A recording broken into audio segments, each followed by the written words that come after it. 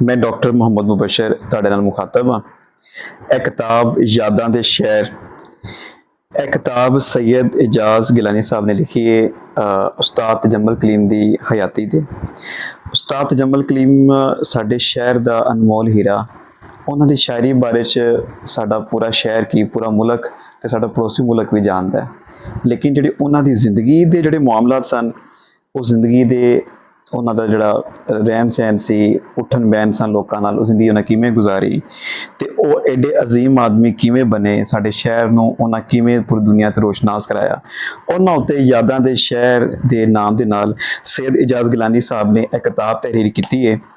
ਤੇ ਮੈਂ ਹਰ ਬੰਦੇ ਨੂੰ ਇਹ ਗੱਲ ਦੀ ਦਾਵਤ ਦਿਆਂਗਾ ਕਿ ਇਹ ਕਿਤਾਬ ਖਰੀਦੋ, ਇਹਨੂੰ ਪੜ੍ਹੋ ਤੇ ਤੁਹਾਨੂੰ ਪਤਾ ਲੱਗੇ ਕਿ ਸਾਡੇ ਸ਼ਹਿਰ ਮੁਲਕ ਵਿੱਚ ਜਿਹੜੇ ਸਾਡੇ ਹੀਰੋ ਨੇ ਉਸਤਾਦ ਤਜਮਲ ਕਲੀਮ, ਉਹਨਾਂ ਦੀ ਹਯਾਤੀ ਬਾਰੇ ਸਾਡੇ ਜਿਹੜੇ ਭਾਈ ਨੇ ਸੈयद ਇਜਾਜ਼ ਗਿਲਾਨੀ, ਉਹਨਾਂ ਕਿੱਡੇ अच्छे अंदाज नाल उन्हां दी हयाती नूं ਇਹ ਲਫ਼ਜ਼ਾਂ ਤੇ ਨਾਲ ਇਹ ਕਿਤਾਬ ਤੇ ਤਹਿਰੀਰ ਕੀਤਾ ਹੈ ਤੇ ਇਹ ਕਿਤਾਬ ਜਿਹੜੀ ਹੈ ਇਹ ਮੈਨੂੰ ਯਕੀਨ ਹੈ ਕਿ ਇਹ ਸਾਡੇ ਪੰਜਾਬੀ ਅਦਬ ਦੇ ਵਿੱਚ ਇੱਕ ਅਨਮੋਲ ਤੋਹਫਾ ਹੈ, ਤੁਲਬਾ ਵਾਸਤੇ ਵੀ, ਰਿਸਰਚਰ ਵਾਸਤੇ ਵੀ ਤੇ ਉਸਤਾਦਾਂ ਵਾਸਤੇ ਵੀ। ਤੇ ਮੇਰੀ ਤੁਹਾਨੂੰ ਸਾਰਿਆਂ ਨੂੰ ਦਾਵਤ ਹੈ ਤੁਸੀਂ ਇਹ ਕਿਤਾਬ ਪੜ੍ਹੋ ਤੇ ਇਹ ਕਿਤਾਬ ਅੱਗੇ ਵੀ ਰਿਕਮੈਂਡ ਕਰੋ ਤੇ ਤੁਹਾਨੂੰ ਪਤਾ ਲੱਗੇ ਸਾਡੇ ਹੀਰੋ ਕਿਵੇਂ ਅਜ਼ੀਮ ਬਣਦੇ ਨੇ ਤੇ ਜਿਹੜੇ ਉਹਨਾਂ ਨੂੰ ਪ੍ਰਮੋਟ ਕਰਨ ਵਾਲੇ ਸਾਡੇ ਰਾਈਟਰ ਨੇ ਉਹਨਾਂ ਨੂੰ ਕਿਵੇਂ ਉਹਨਾਂ ਦੀ ਹਯਾਤੀ ਦਾ ਅਹਾਤਾ ਕਰਦੇ ਨੇ। ਬਹੁਤ ਸ਼ੁਕਰੀਆ।